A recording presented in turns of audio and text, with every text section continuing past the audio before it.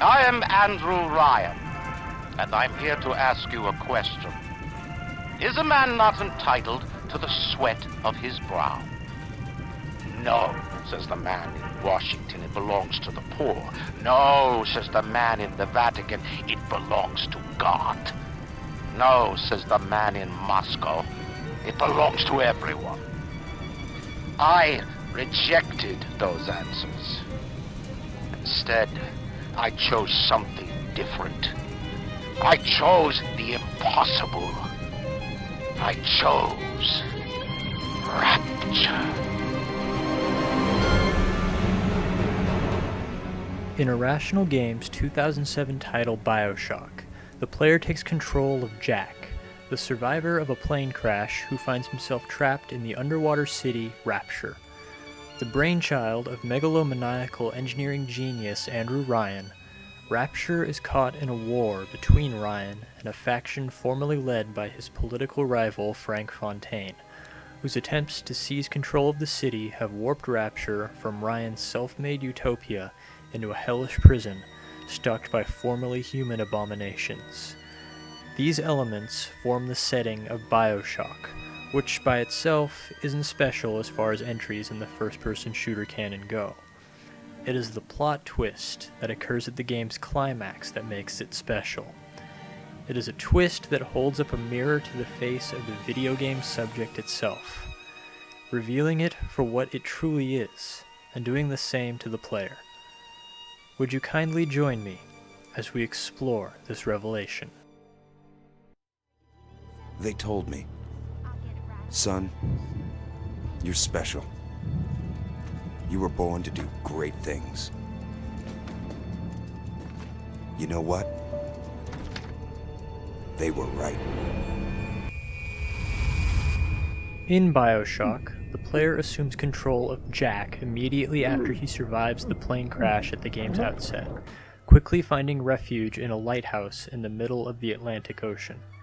Inside the lighthouse, the player enters a submersible-like pod and finds themselves transported to Rapture, where every living minute is a struggle for survival against an army of genetically engineered monsters, the Splicers, created by Fontaine and the geneticist Brigid Tenenbaum. Almost immediately finding an ally in the form of Atlas, a survivor from Rapture's glory days, the player must follow his new ally's directions in order to survive and escape. You think that's a child down there? Don't be fooled. She's a little sister now. Somebody went and turned a sweet baby girl into a monster. Whatever you thought about right and wrong on the surface, well, that don't count for much down in Rapture. It quickly becomes apparent that Jack and Atlas will not be able to leave while Ryan is alive, however, as he proves both delusional and unwilling to allow them to escape. Rapture is coming back to life. Even now, can't you hear the breath returning to her lungs? The shops reopening, the schools humming with the thoughts of young minds. My city will live. My city will thrive.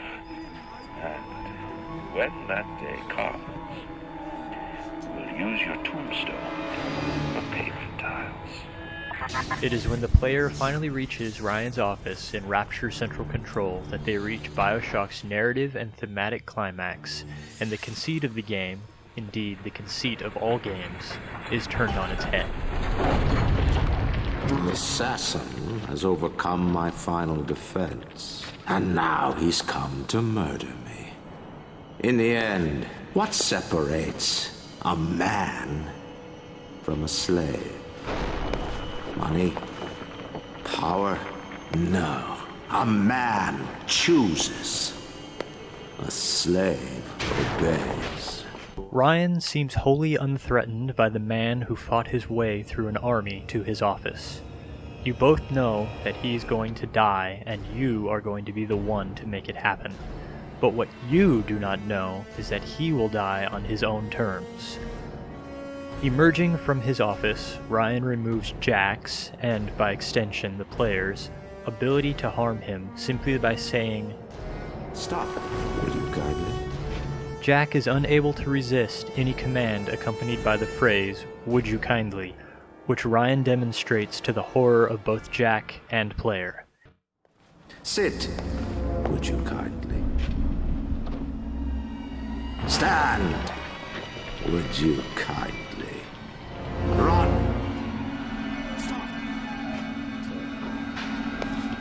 Handing Jack his putter, Ryan gives the kill command with a defiant proclamation.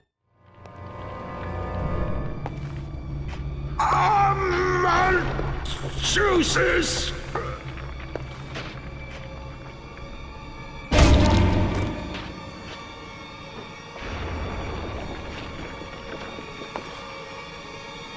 I shall obey! Obey!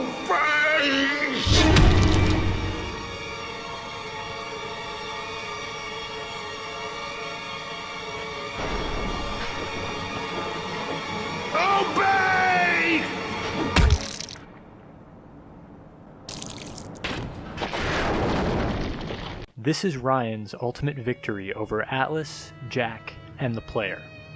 He will die, but his Harbinger will be a weapon of his choosing and under his control. In that moment, the construct formed by the Andrew Ryan character and the Andrew Ryan digital model is making the choice. He is the man, and the construct formed by the player and the Jack character are obeying it. Jack and the player are the slave. Nice work, Bio.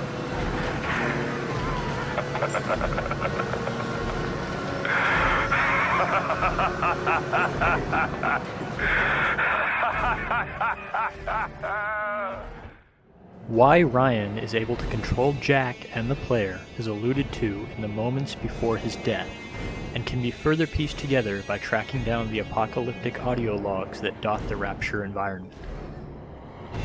Advanced deployment, Lot 111, Dr. Suchong, Client Fontaine Futuristics. Jack only believes that he is the survivor of a plane crash, accidentally wandering into Rapture and struggling to escape. You think you have memories. A farm, a family, an airplane, a crash, and then this place. The truth is, Jack was actually born in Rapture. The illegitimate child of Andrew Ryan and his mistress, Jasmine Jolene, Jack was sold to Fontaine by his mother. Fontaine turned Jack over to Doctors Tannenbaum and Yi Su-chong, who made him the subject of genetic modification and brainwashing that twisted him into a deadly assassin, forced to obey any command accompanied by the code phrase, "Would you kindly?" Break her neck for me. What? Break that sweet puppy's neck. No, please. Break that puppy's neck. Would you kindly? No! No! Very good. Ultimately, Jack was sent to live on the mainland under a manufactured identity until Fontaine was ready. Finally, he was summoned, and Fontaine kept Jack on task with lots of "would you kindlies," while disguised as a parent friend, Atlas. Would you kindly find a crowbar or something? Careful. Would you kindly lower that weapon for a minute? Would you kindly leg it over to the sphere and get on down to Hephaestus? It's time to settle up with Ryan. Let's slow down for a minute and look at what it is about the Jack character, or indeed video game characters in general, that allows BioShock to deconstruct the player's control over the game. Imagine a video game character as consisting of three entities. The first is the POV entity, the digital representation of Jack that exists and interacts with the game environment. The second is the narrative entity, the aspects of the game's story that give the character an identity, a history, and subsequently, motivation. The third is the player entity, the role the human player takes when they interact with the game software using the game interface. The latter two entities control the actions of the first, the narrative entity contextualizing the actions and the player entity performing them. The POV entity interprets and displays these two inputs into the game world. It is only when all three entities, the POV, the narrative, and the player, are taken as a group that the player character is formed. BioShock deconstructs the player character by showing that it is enthralled to both the plot and the game systems. The POV entity can only act in ways that the narrative and player entities compel it to, but they are enslaved as well. The narrative entity believes it has a choice within the plot when it has none. The player entity is where things get interesting, because it believes it is a person with free will. But when a person sits down to play a video game, they cease to be a person. They become a player entity, and are voluntarily constrained by the systems of the game to the point that it is not even aware this constraining is happening. This is what allows BioShock's deconstructive twist to work. The player entity believes it has a choice in the game, but it does not. Progress through both plot and gameplay therefore works in much the same way. The narrative entity must follow what the plot allows it to do, and the player entity must follow what the game allows it to do, and these followings are always accompanied by the phrase, "Would you kindly?" Would you kindly get this? Would you kindly find that? Would you kindly find it? Would you kindly find it? Would you kindly get this? Would you kindly head to Ryan's office and kill the son of a bitch? In order to more simply demonstrate this concept, let's briefly look at a scene from another video game. In The Last of Us add-on campaign Left Behind, the player character is Ellie. Living in a world that has been destroyed by a parasitic fungus, children are aware of the things their parents had, but can only imagine them instead of experience them. In one such moment, Ellie's friend Riley helps her to play a video game by describing imagined actions and prompting her to press the buttons on a broken arcade console. Riley speaks to the narrative entity, helping it to vicariously experience playing a video game. As the background fades into black and we focus only on the POV's face, we are witnessing the narrative entity become a player entity. Riley not only directs the narrative entity, however, she also directs the player entity to input buttons on their own controller, prompting the POV entity to do likewise on the broken virtual console. Collectively, all three entities create the occurrence of the Ellie character playing Riley's imagined game. Finish him. The screen turns dark. Angel Knives' blades begin to glow. She pierces his torso again and again until his heart flies right out of his chest. She winds back her leg and roundhouses his head clean off. A geyser of blood covers the entire playing field. Oh, nice! This sequence makes many of the same points that BioShock's twist does, only far less insidiously. Both the player and narrative entities are only inputting a combination of buttons as prompted by the game systems, here taking the form of Riley.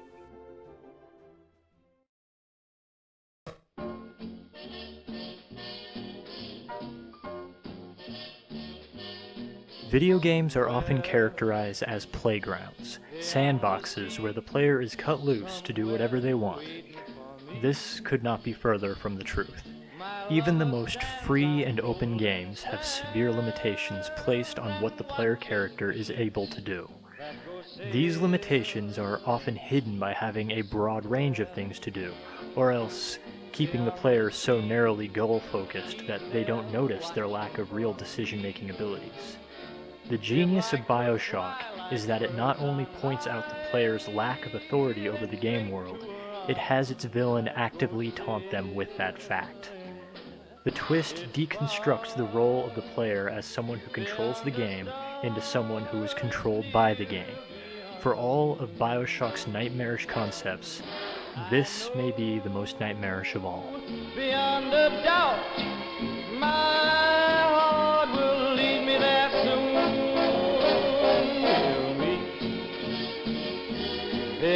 the shore, we'll kiss just as before. Happy we'll be beyond the sea, and never again I'll go sailing.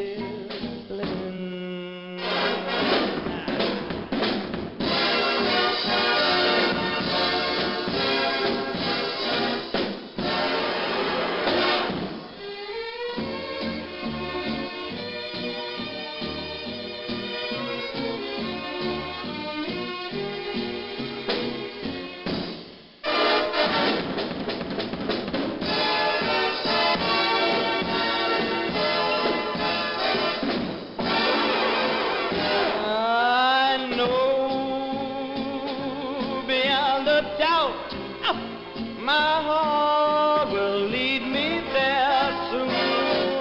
We'll meet, I know we'll meet beyond the shore. We'll kiss just as before. Happy we'll be beyond the sea, and never again I'll go sailing. No more sailing. So long, sailor.